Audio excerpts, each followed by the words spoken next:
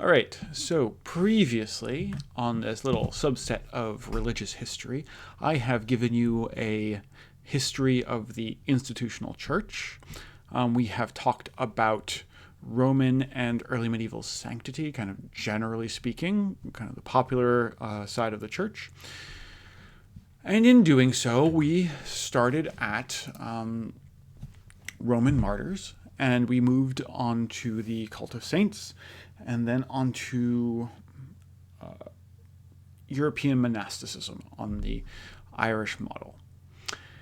And from this, we saw that saints before, let's call it 1250, were male, predominantly, from an important local family, noble or otherwise. Usually were an abbot or a bishop or some sort of important person in the church before being made a saint. Did miracles, this is the Jesus wizard part of things, and were usually confessors, which is to say that they did not die a painful and bloody death, but rather naturally in their sleep, which contrasts them to the martyrs, which dominated the early Christianity. We also discussed Radegund, the Queen Radegund, the Merovingian queen, as an exception.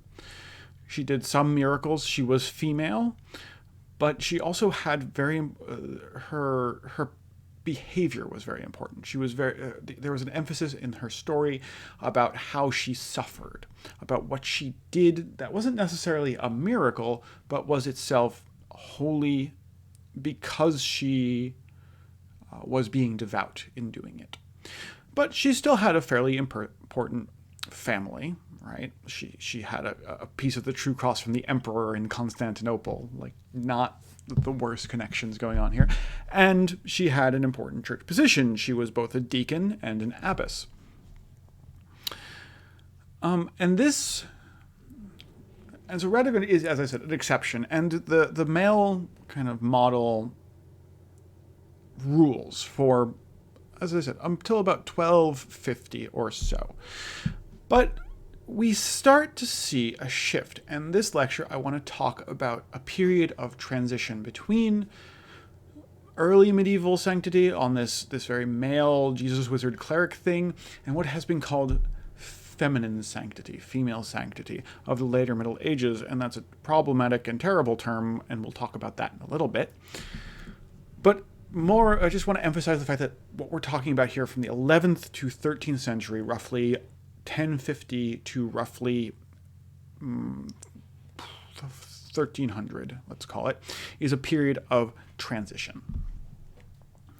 So in the 11th century, if you remember back to previous lectures, there was a growing popular interest in religious life through the Peace of God movement, for example, which called for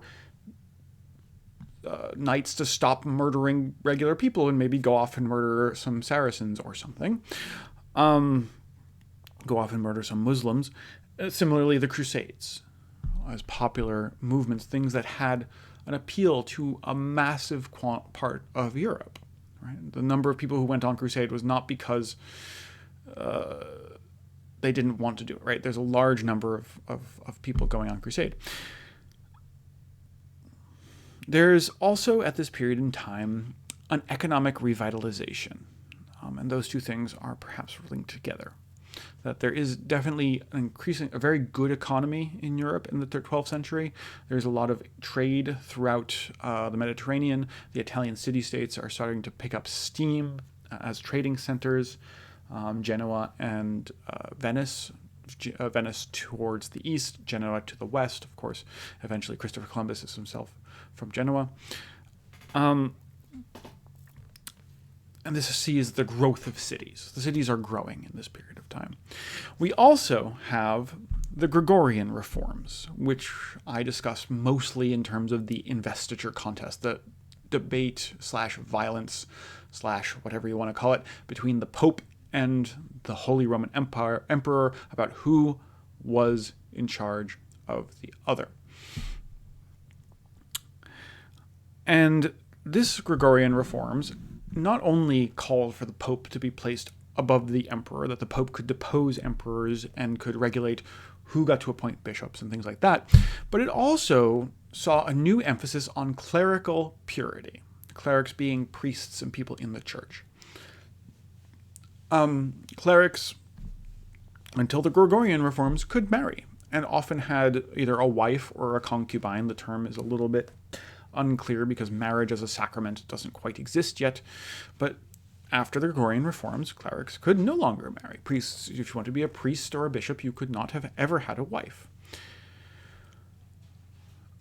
There's also a new emphasis on knowledge of Christian doctrine. That is to say, the priests for the early Middle Ages, and really for most of the Middle Ages, it's mostly an apprenticeship. There was a senior priest for your little parish church in the boonies, and he took on a young man who looked promising and taught him everything he knew.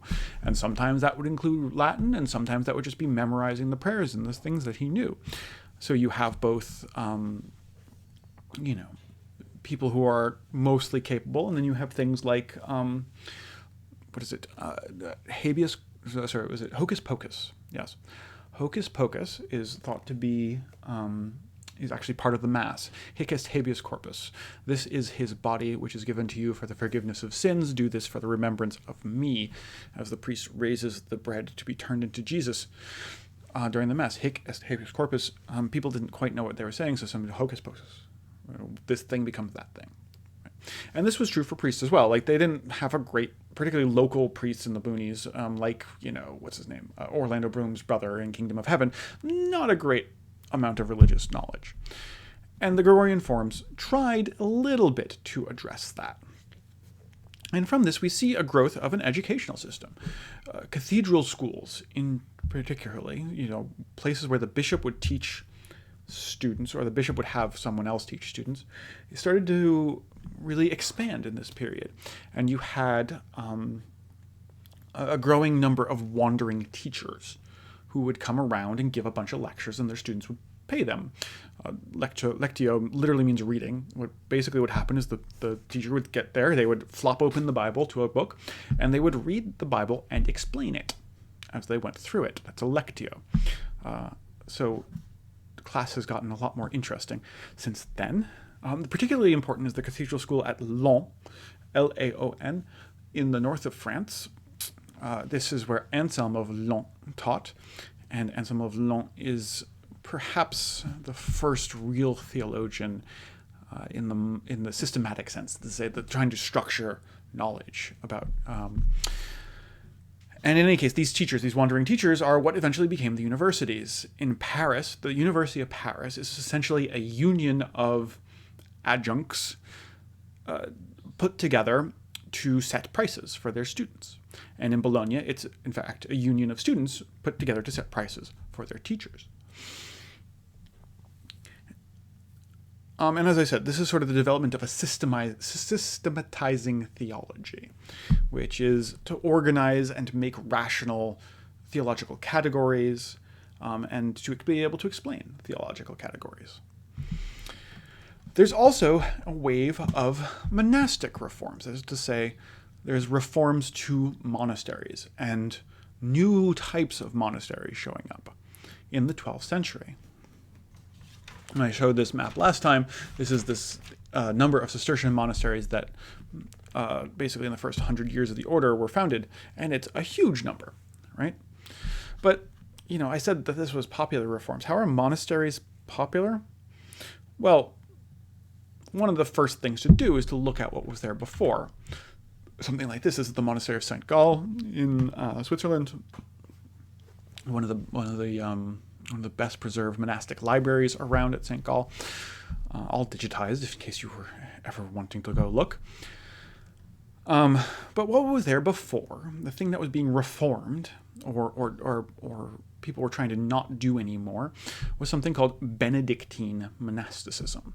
And this is an Irish style monasticism. This is not like random people in the desert loosely grouped together St. Anthony kind of monasticism. This is communal living, as you can see behind me. There's a central church, there's an abbot, there's a cloister wall to keep people in and out, right? To keep the monks in and to keep the barbarians out.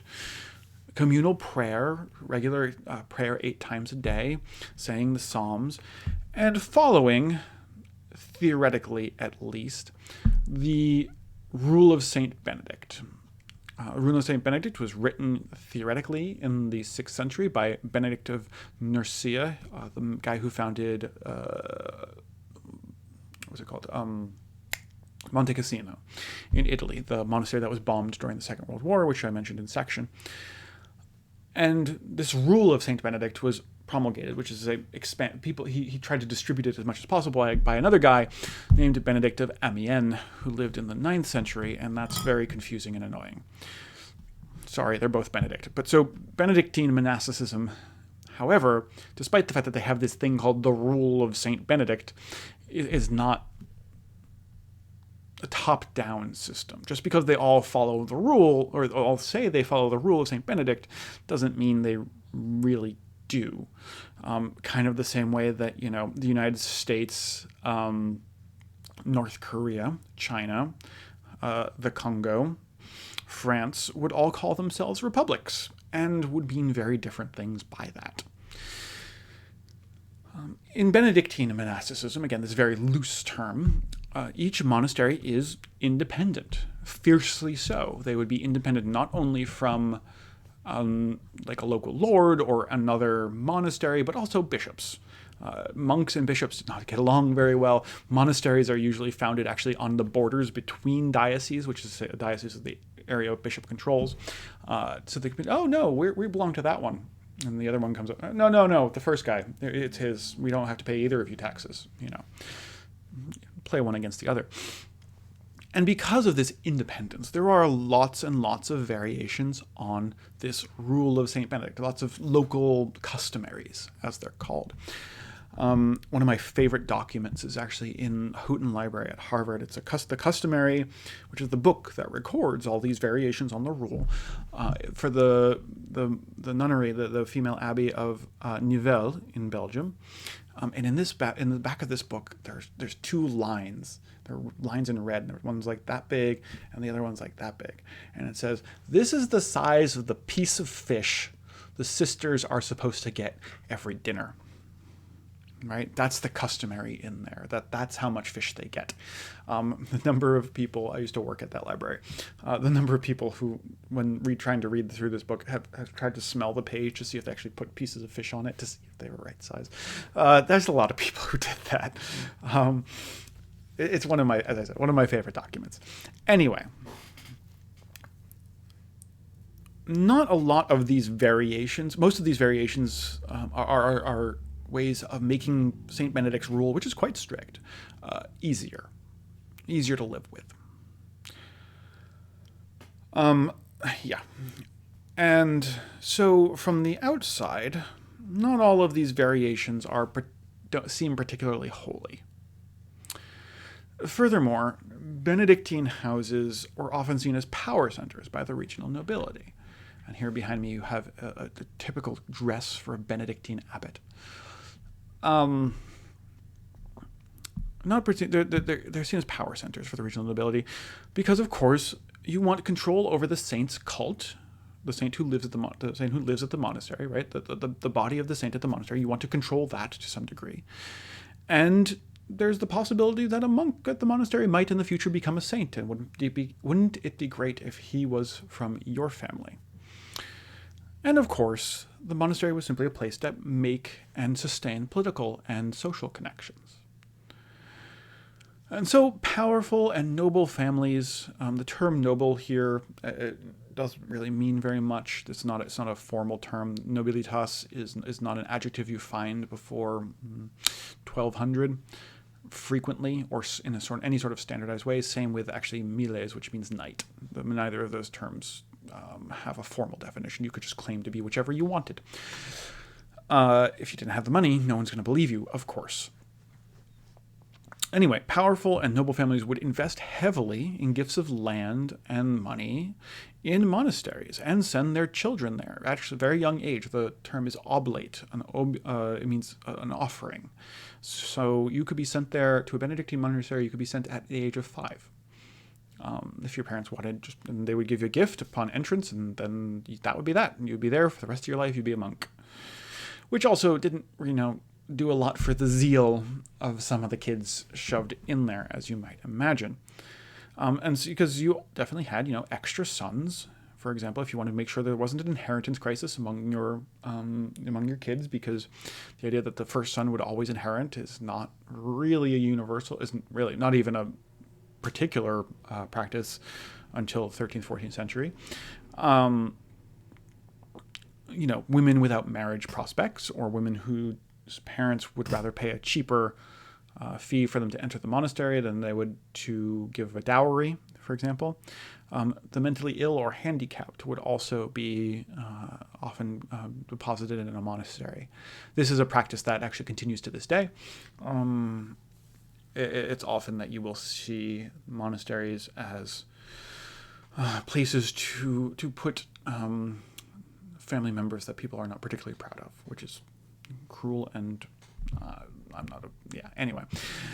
Anyway, all this meant that by the 11th century, established monasteries, ruled by the guys who looked like the guy behind me, thought of themselves as important spiritual sites and political sites, and they acted accordingly.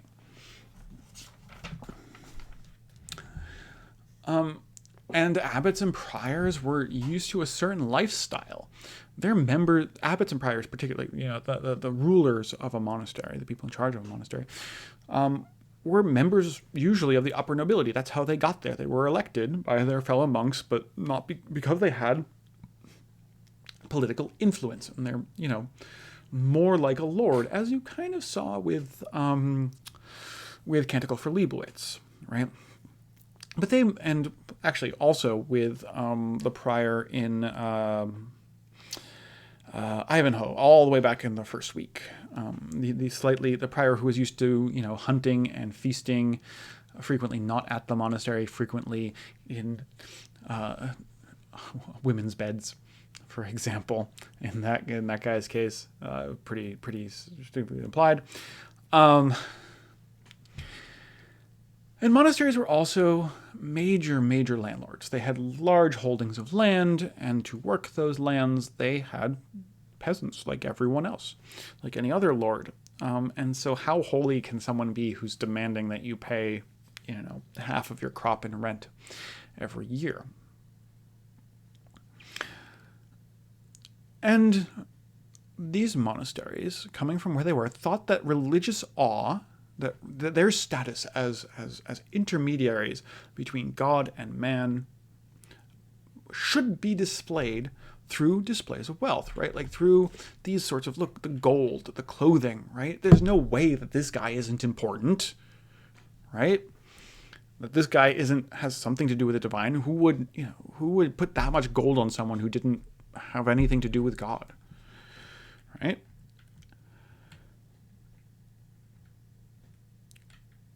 And so, by the Gregorian reforms, when people started reading the Bible more, perhaps, or paying more attention to certain parts of the Bible, is probably a better way to put it, some monks started to think that this excess of wealth and food and, exceptions to the rule, exceptions to the rule of Saint Benedict were perhaps not so holy. Monks and lay people alike, particularly when compared to depictions of the apostles in the Bible, who are depicted as poor, possessing nothing but their sandals, their clothes on their back, and a staff, wandering around preaching. That's what the apostles did in Acts of the Apostles and elsewhere, surviving on charity given to them by people who thought that they were, in fact, holy. And thus, following the Gregorian reforms, we see a lot of new kinds of monasteries being founded. For example, I have mentioned the Cistercians before. I have said that I have a particular affiliation for them because they are the subject of my dissertation. The Cistercians are one of these orders. It's founded just before the year 1100. Cistercian churches have no ornamentation on the inside. As you see behind me, this is a Cistercian abbey in Germany, I believe. They say they have no modifications on the Benedictine rule.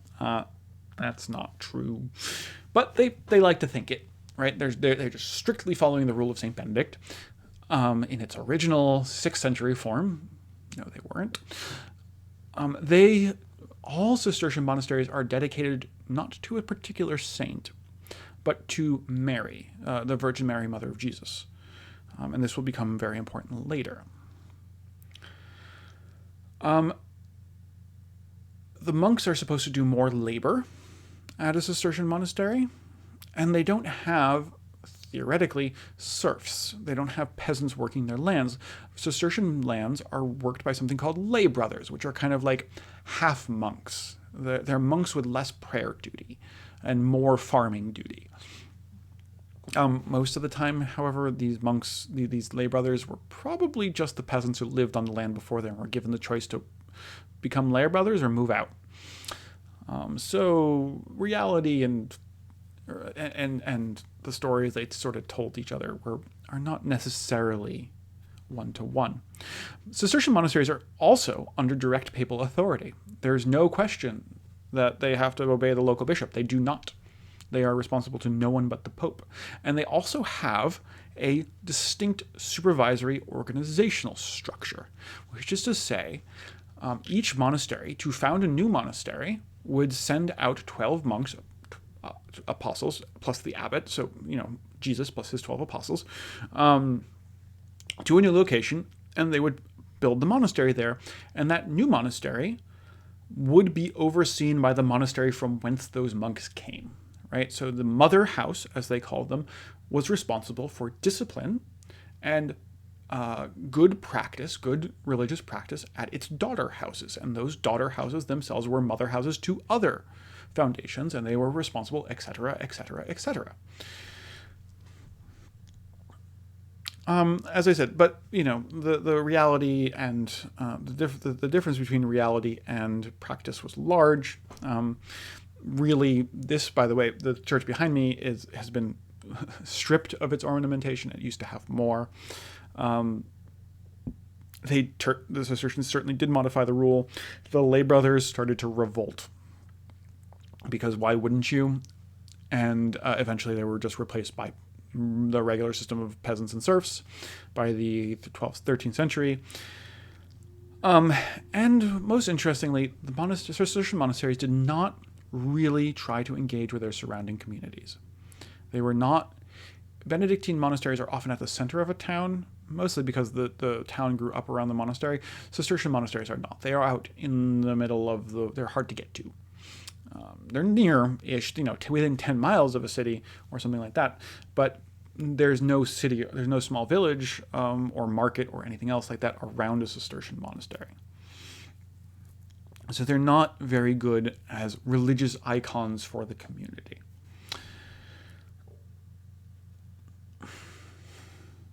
There were also foundations.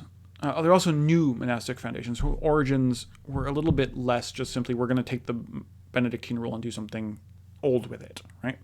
For example, the case of Pons de Leiras, who is a robber and a brigand in the south of France.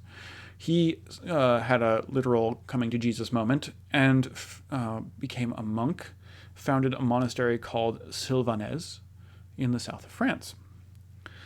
And there are many other kind of monasteries that had similar founding stories. People who were popular preachers. Robert of Vabriziel is one of those. But people who were kind of borderline in or not quite in the church structure, who decided to, go do an apostolic thing and found a monastery. And these monasteries generally had pretty much had a hard time of it. They had a great deal of difficulty getting noble/wealthy patron support. Because they were outside of these hierarchies, these normal modes. And in fact, the Sylvanès and its the couple of monasteries founded from Sylvanus, in fact, affiliate themselves to the Cistercian order in 1147 in order to gain kind of institutional prestige, as it were. But at the same time as monks are starting to try to thinking of themselves more piously, more ascetically, more without worldly goods in a desert, which what they would call reform, right? A return to the original reformation, return to the original condition, but was in fact something new, as calls to reform always are.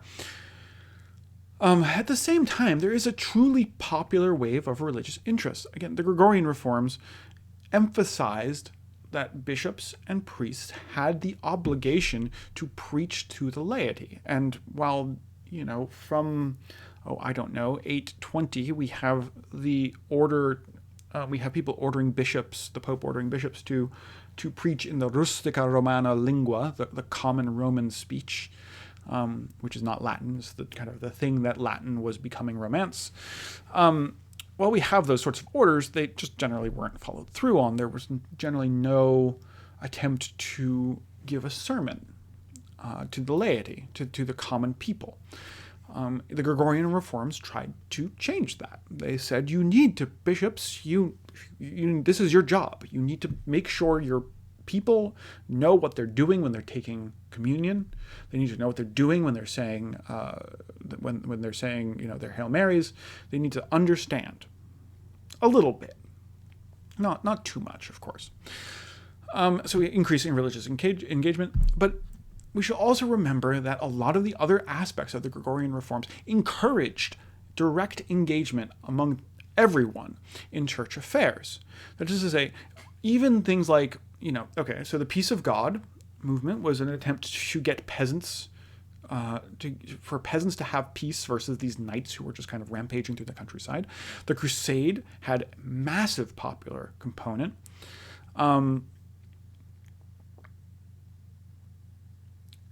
We'll get back to that in a second. And even things like appeals to popular uprisings. So, for example, when the Pope said, you all need to rise up against the Holy Roman Empire who's disobeying me, right? He meant the common people. He said, you need to take a direct intervention in these things that are going on. And people said, okay. But once you do that, you can't put the genie back in the bottle, right? Anyway, so crusading is a popular movement, and it should not surprise us that there were some who took this further than the church wanted, right? That, again, genie doesn't go back in the bottle, and people start getting their own ideas.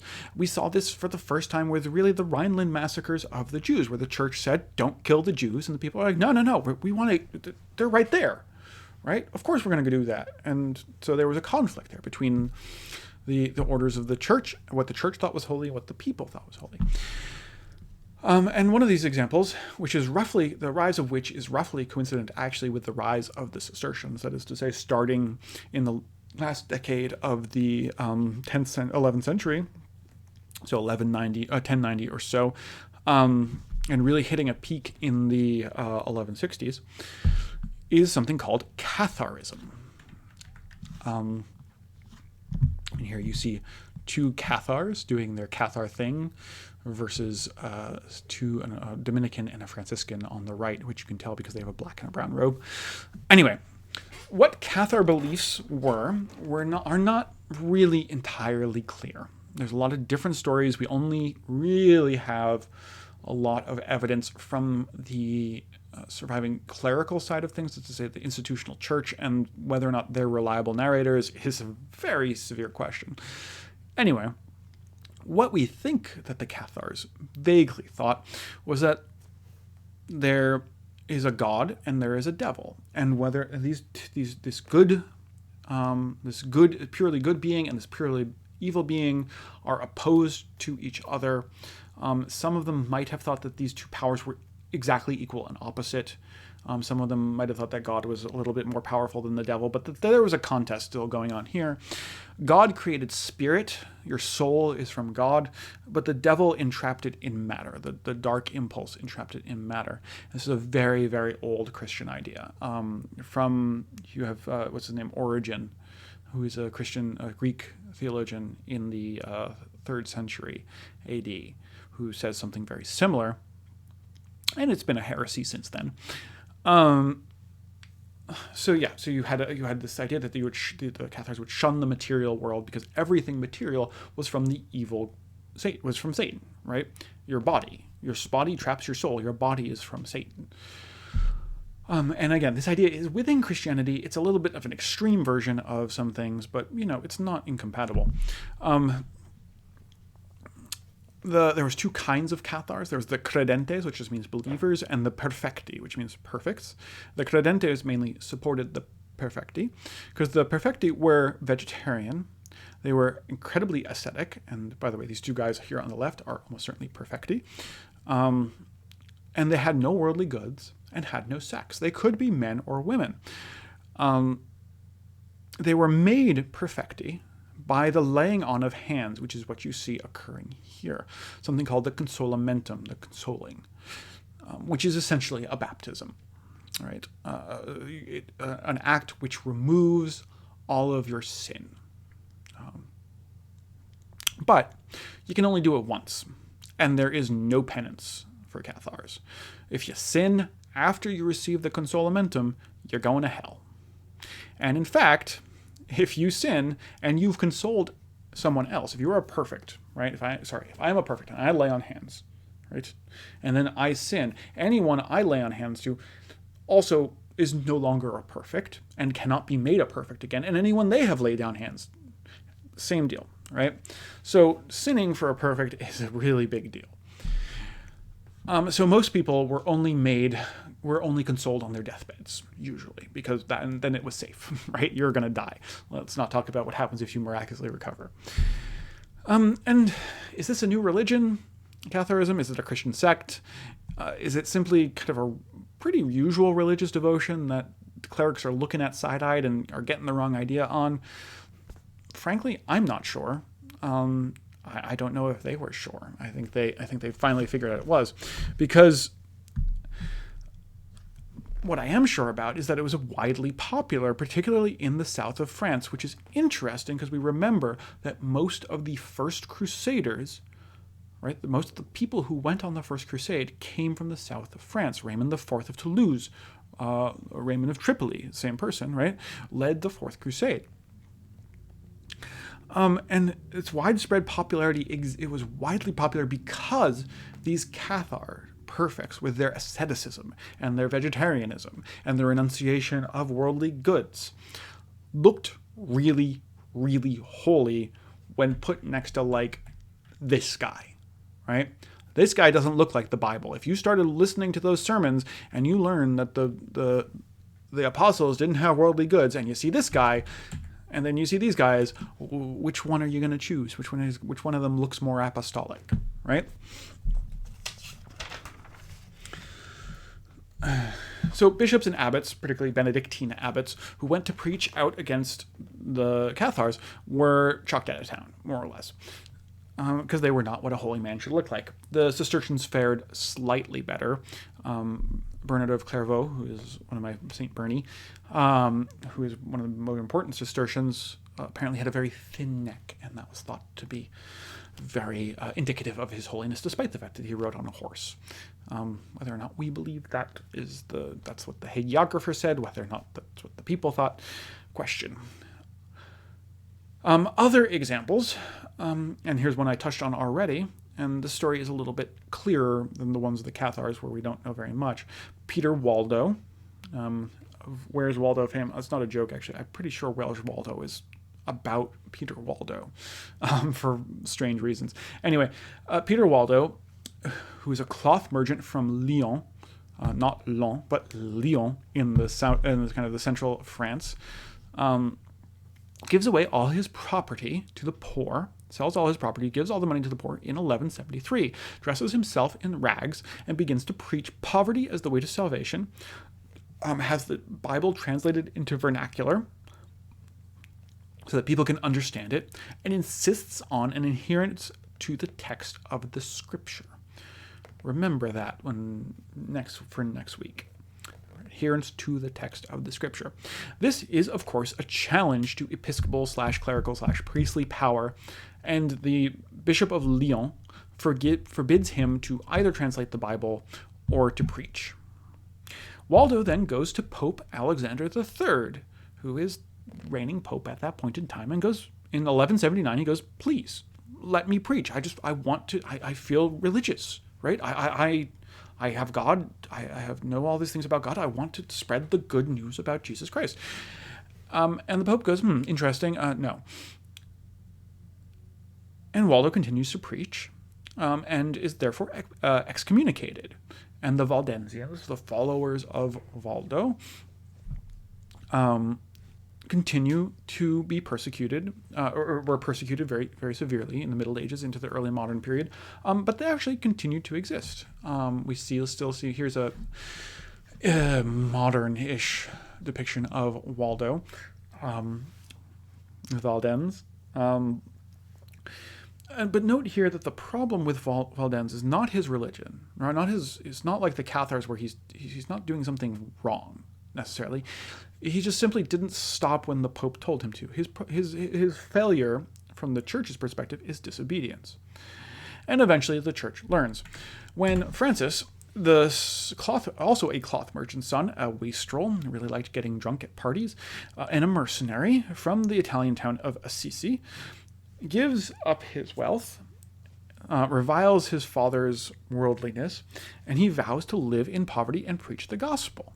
And he, too, goes to the Pope and says, Pope, in this case, Innocent III. Remember that guy? This is 1208. This is another 30 years. So the Waldensians have been heretics for 30 years at this point. Francis goes, Pope, can I please go around and preach the gospel? And the Pope looks at Francis, looks at the Waldensians, and goes, yeah, let's not do that again, and makes Francis the head, creates the Franciscan order, right? The order of which Francis is supposedly at the head. So similarly, this guy, Dominic Guzman, sold all of his property and gave the money to the poor in about 1180.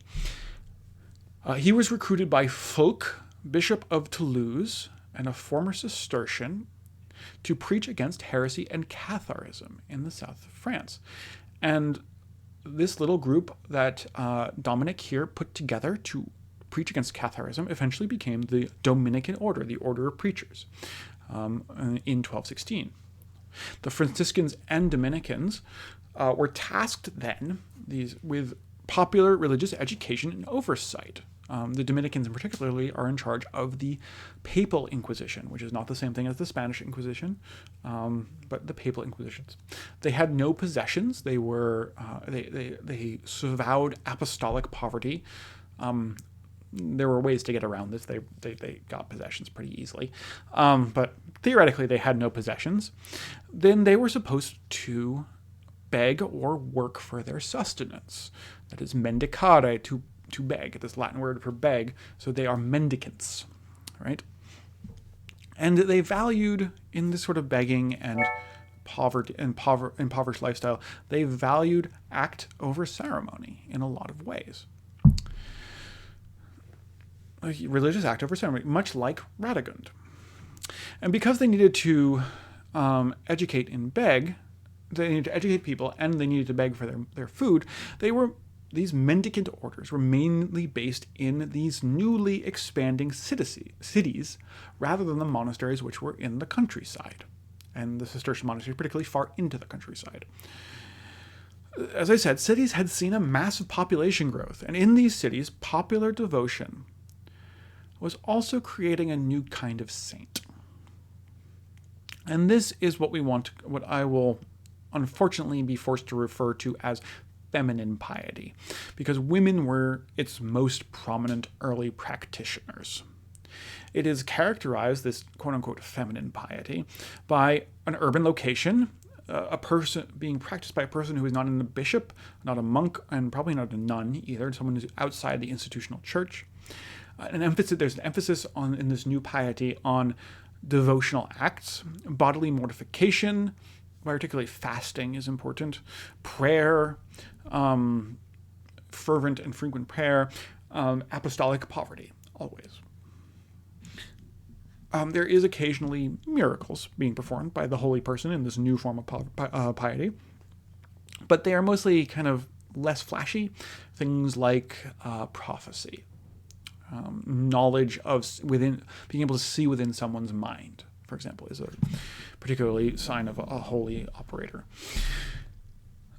And so, well, actually, I'm going to go back on that, because this new kind of saint that kind of shows up was a more of a channel for the divine. They were someone through whom God's will was seen to flow, rather than someone who could work it to their own ends, right?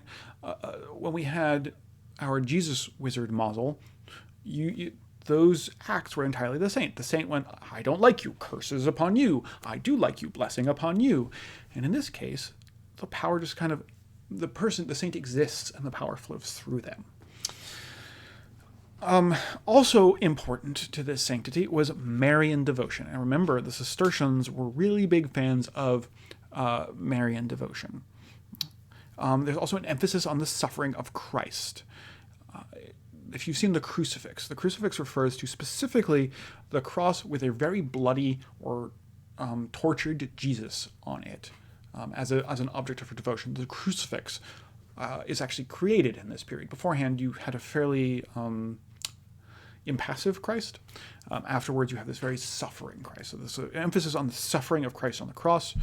And it's also kind of very mystical. People start talking about things like the annihilation of the soul. People start calling themselves the bride of Christ. Women particularly, and again, we'll get more into that. And the origins are origins for this new form of piety are in major economic centers, which is to say the Low Countries, which we now call the Netherlands, right? Nether, low, land is land, Low Countries, and Belgium, and the Italian Peninsula, the places where there was the most wealth. And some of these kind of early saints are called beguines if they're women, or beghards if they're men, which was very rarely. The first real example of a beguine, which is again a later categorization that was then put backwards in time, so would not have called herself a beguine, is this woman. This depiction, this modern depiction of a woman named Marie Doigny, who lived in Nivelles, Belgium, the same place that they had that monastery, which had the fish measurements in the book. And this is probably not what she looked like, because she's chubby, and Marie Doigny spent her whole life fasting and not eating things, so unlikely to look rosy-cheeked and healthy. Anyway, the reason why we know about Marie Doigny, we have her life, her Vita, written by Jacques de Vitry. And if that name sounds familiar, it's because the life of Christina the Astonishing is written to Jacques de Vitry, or with Jacques de Vitry in mind. And Jacques de Vitry wrote the life of Marie Doigny for Fulk of Toulouse, the Bishop of Toulouse, who used to be a Cistercian, who got Dominic to preach against the Cathars. So everyone's pretty related in here. Mary was born in 1176, middle class, to a family of middle-class tradesmen. She was, according to her biographers, very religious from an early age, and really idolized the Cistercian order. She would, when the monks came on procession through town, she would walk in their footsteps behind them like a precocious little child. She was married at 14 to her husband, Jean, began intense devotional practice upon her marriage, emulating Christ's suffering through a variety of ways. Again, Radegund would be a good kind of parallel here, giving a lot of money away in poverty to her husband's despair, and did things like nurses lepers, and lepers, of course, being seen as these horrible, contagious illness being punished, as being sent by God. So these really, to touch a leper is very nerve-wracking for people. Her husband, eventually, either out of piety or simple exhaustion, agrees to a chaste marriage, and she spends the rest of her life kind of living in her own house in prayer and devotion, being much the same way we saw Christina the Astonishing kind of living in the monastery, right? A figure of who is regarded by the community as a holy person, right? The nuns, when Christina said, "Come pray with me," all the nuns came, right? And Mary de Moigny had similar kind of effect on her surroundings. She was also absolutely obsessed with the Eucharist, which is to say the bread which had been blessed and became, in the process of the Mass, and became the body of Christ. And at the end of her life, apparently only was willing to eat the host, the consecrated host. That is to say, she fed herself entirely on the body of Christ. And the metaphor is, of course, painfully obvious and not accidental. Jacques, the reason why Jacques is writing, very similar to the reason why Thomas was writing the life of Christina, is to get formal approval for the Beguines, which is to say, formal approval for these communities of women, of whom Mary was one, who lived in urban environments, kind of living together, but unvowed, which is to say that they were basically just a house of young, unmarried women who were all thought of themselves as fairly religious. This, of course, causes great concern among men, as it would. But in this case, and I would note the case here, that both Jacques and Thomas of Cantimpré, are a necessary male clerical interlocutor. Similarly, Clara of Assisi, who is the follower of Thomas of Assisi, has her own religious life severely curtailed by the instruction of men. These foundations called béguinage, right, Beguine places, are a distinct manifestation of popular piety of the later period. Urban, middle class, emphasis on poverty, Mary and Christ. And an emphasis on Mary and Christ over the kind of the earlier fragmentation into the cult of saints. This is a period really where you go from everyone having their own local saint to a couple big ones, and Mary and Jesus are at the top of that list, as they obviously would be. And this life, this béguinage, was incredibly appealing, I think, for a lot of women. There's not much available to a middle-class woman who wanted to pursue a religious life. Few female monasteries existed, simply because nuns were not supposed to do menial labor. That was not considered acceptable. And women needed male clerics to supervise them. In order to hear confession, you had to be a priest. To be a priest, you had to be a man. Therefore, you needed men to run a female monastery. And monks really didn't want to do this because there kept on being little pregnancies every now and again, and that was not great for either side, right? And they thought the male monks thought that they would just figure this out by just not having female monasteries around and not dealing with them. So it was hard to have female monasteries. There's increasingly strict regulation on kind of monasteries of women, from kind of crescendoing with a papal bull entitled Periculoso, which was issued in 1298, which said women are explicitly, nuns may never leave the inside of their monasteries, ever. Whether or not that was enforced, well, we know it wasn't enforced because they keep on saying it. And one of the ways you know no one's following the rule is because they keep on saying it. Because if they did follow the rule, you wouldn't have to. Anyway. But even, that sort of monasticism, as restricting and rare as it was expensive and limited to noble women, right? The people in there were nobles, and they wouldn't look kindly to a cloth merchant's daughter coming in on their space. And finally, as we see with Mary's marriage, marriage itself is a cause for concern for women, as it justifiably should be, because childbirth is not a risk-free endeavor at this point in time, if it ever is. Lots of women died in childbirth, and this is understandably terrifying. Of course, béguinage are not like a perfect solution. Clerics, men, basically, don't generally like large gatherings of women. They think they're all talking about them or something. I don't know. And Beguines often accused of heresy. Nevertheless, the model of piety Marie Douanier and other Beguines represented would be transformative.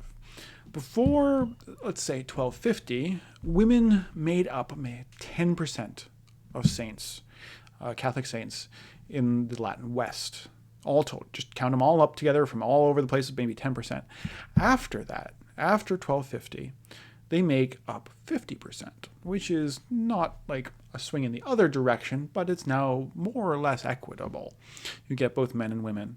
And by the 14th century, so by 1300, the forms of piety pioneered by people like Marie Douanier and others would be the predominant mode of the expression of piety among both men and women who would be made saints.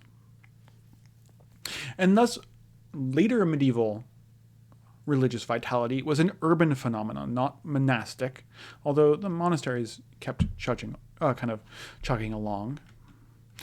And this later piety emphasized ascetic practice, Marian devotion, and the Passion of Christ.